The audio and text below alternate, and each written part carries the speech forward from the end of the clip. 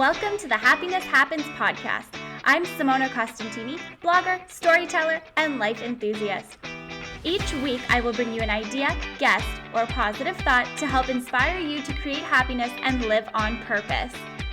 We decide the stories we tell ourselves and where we choose to invest our energy. It's time to cultivate a positive mind for a positive, more meaningful life. I'm so grateful you popped in. Now let's get started. Hello everyone, welcome back to the show. Thanks for joining me on another episode. This episode is really exciting for me because we're talking about what to do if someone doesn't approve of what you're doing. So when I started out my journey to living a more purposeful life and like a happier life, I had to do a lot of things that were really uncomfortable to me. It felt so awkward to, sit with my thoughts and dive into the things that made me sad or the different scars that I had, and that I was trying to cover up with drinking a lot of alcohol, going out a lot, food, TV, and all these different things. And for a really long time, I used these things as a crutch to justify how I was feeling, why I was feeling this way, instead of actively doing something about it and trying to get better. But I think that part of the problem was that I didn't really realize that there was anything wrong to begin with until I found myself just so incredibly unhappy. And so when I started doing this journey, I really had to find new ways to deal with my emotions, and it was really, really challenging for me.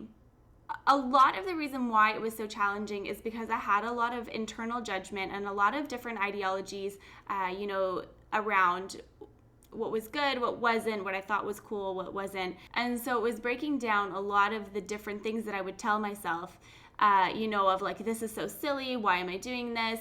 And it wasn't until I kind of got over these negative stories and internal judgments that I had that I was able to think more clearly and understand why I was doing all the exercises that I was doing, why I was journaling, why I was meditating, doing therapy, writing, and going on retreats and all these different things that I did. It was really about replacing that judgment with understanding. And understanding was the catalyst to allowing myself to be the person that I wanted to be and to show up as someone that resonated with my own self and someone who lived life on purpose for herself. And I wanted to be able to do this without putting so much weight or value in what other people thought of me. And so when I was getting ready to launch this podcast, I literally thought that I had done all of the work. I thought that I had no more work left to do. I thought that I had worked through all of the issues and, done every single thing, that I had learned everything, and that, there was no more that I needed to learn because I had done it all. But obviously this is ridiculous, and it's so funny because the journey to loving yourself and finding peace and, a blissful happiness is a lifelong journey, and it doesn't just stop just because you meditated for a few hours a week. And so that was a really fun learning lesson, because I learned here that just because I meditated and sat with my thoughts doesn't mean that I won't have things that come up in the future and problems that I'm going to have to work through, in the future, years from now, 6 months from the point of launching my podcast. There's always something to deal with. And even though I had the tools, which was really, really great, I didn't realize that I would actually have to use them on an ongoing basis and that this was a continuous thing. It doesn't just end overnight. So what I learned the most here was that doing the work and going to the really, really hard places within myself is exactly how I keep myself on track. And it's actually how I keep my goals on track. And I find that when I'm not doing the work or I'm not acknowledging how I'm feeling, I let myself derail a lot and I let my goals derail a lot. So showing up for myself every day allows me to always continue to work on the different parts of me that still need to be healed, because I feel like once we heal one part, the next part comes up and, the next part's like, oh, I'm here, like I'm ready for you to heal me now. And even though we think we've dealt with all of the things that make us unhappy or things that make us hurt or make us broken, something in life is always reminding us what's still left to heal and that we are not perfect and that there's always something that we can do to help ourselves feel better. So this takes a lot of understanding. It takes understanding what we need, what we like, how we want to move forward from things that are really hard for us, and really how we heal. So when I was getting ready to launch my podcast, I was like, whoa, okay, wait. this is real life now, and people are going to know my thoughts and know my opinions and know how I see the world and, how I talk about things, which obviously opens this like massive floodgate to other people's opinions. And then I thought to myself that I'm literally sitting here about to hit go on potential backlash, people destroying me on the internet, talking bad about me everywhere, thinking that what I was doing was stupid, and all these crazy things that started coming up in my mind. And then I just hit go anyways, because I know that I can't change how people will react and what they'll say. I just have to put the best of what I have out there, and it'll be enough for some will hate it, but ultimately it's going to help one person. That's all that ever really mattered to me, was just helping one person. And helping one person really makes me feel like I've done something. One of the things that I didn't realize though before I launched was if I was really ready for the people who are closest to me to know all of the things that I've been working on. It felt like I was letting everyone into, a really safe space that I had created within myself, and that I was literally just giving away like free tickets and free keys to the gong show of thoughts that lived inside my head. I know I shouldn't say it like that, but you guys know what I mean. I was literally getting ready to give people access to what other people normally do in private. I was about to put my life on blast and on display. And along with my life, all of my insecurities and all of my different opinions, which, it can be really challenging. So my main concern here was, will they all understand? Like, will people really understand? In reality, though, my main thought should have been, it doesn't really matter if people understand. But between all of us, let's be real, most of us look for approval from the people that are closest to us, whether we realize it or not. So during this process, I learned some things about this, and I wanted to share them with you. The first is that we often make things up in our minds and play them out like 200% worse than they'll actually be. I think because it's easier to think something will fail or give into the fear that surrounds us. So we make these stories up that people won't understand and that they will think that it's dumb and that they're going to laugh at us. And I bet you, if you're listening to this right now, you can probably relate to this, because if you're listening to this show, that's probably one of the things that you maybe struggle with.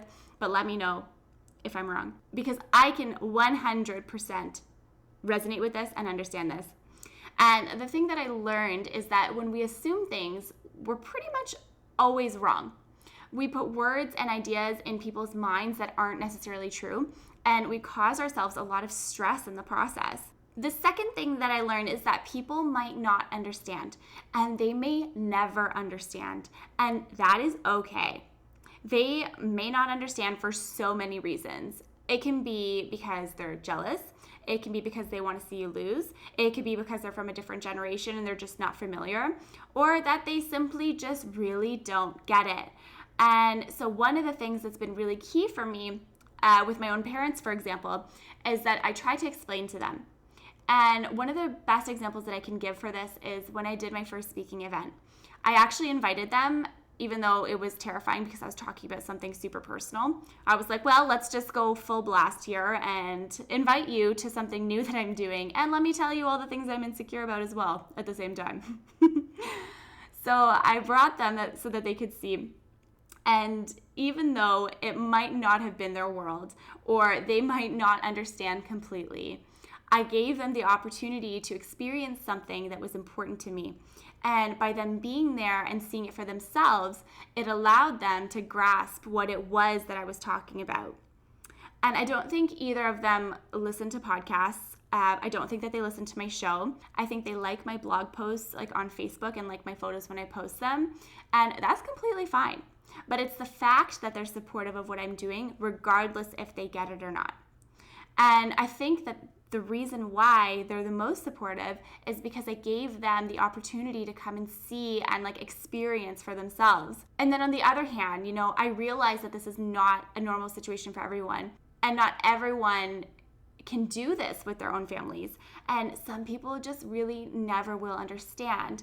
But before you come to the conclusion that they just don't get it, or they never will, they don't support you, you have to give people the opportunity to try and get what it is that you're doing if you ever expect them to be supportive. The biggest lesson here is transparency. The more open and honest and transparent we become with other people, the higher chance that we'll get their support and their buy-in and their well wishes for what you're doing. Another thing to consider here is that you're never going to change everyone's minds. Some people like what they like and don't entertain anything else, and that is so fine, you guys. Because at the end of the day, what matters is that you can be authentic in your work by being transparent with those around you. So whether they get it and whether they approve of it or not, you don't need other people's approval to do what you want to do. You don't need their approval to be who you want to be. And certainly you don't need their approval to start something that might be completely random.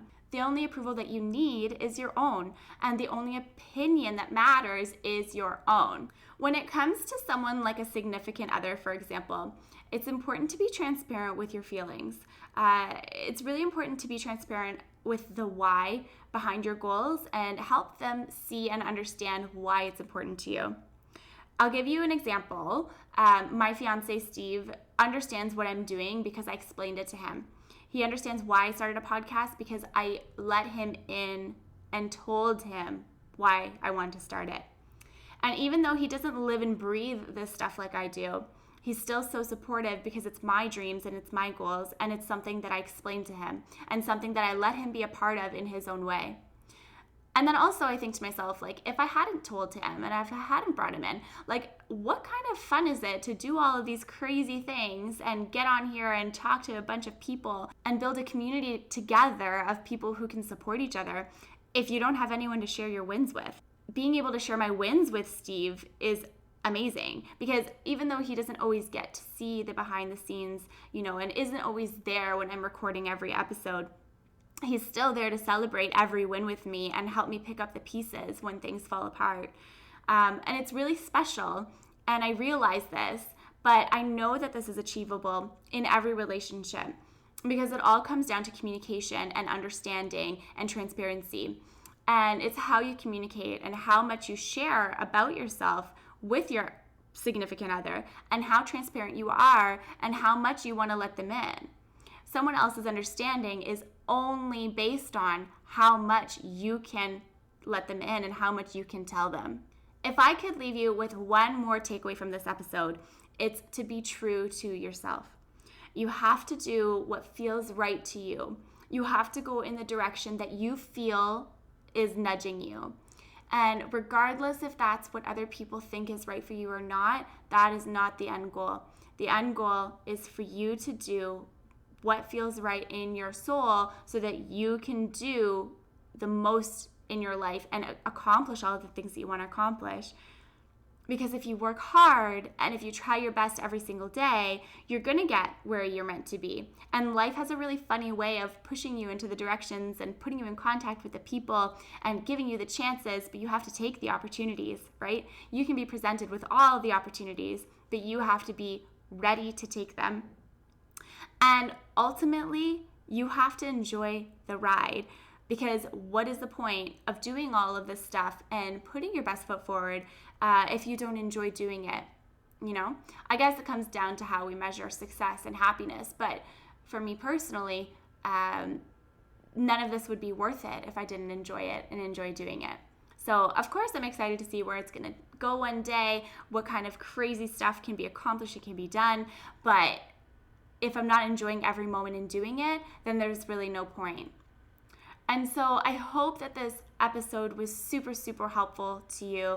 I would love if you could share it with somebody that you think needs this message.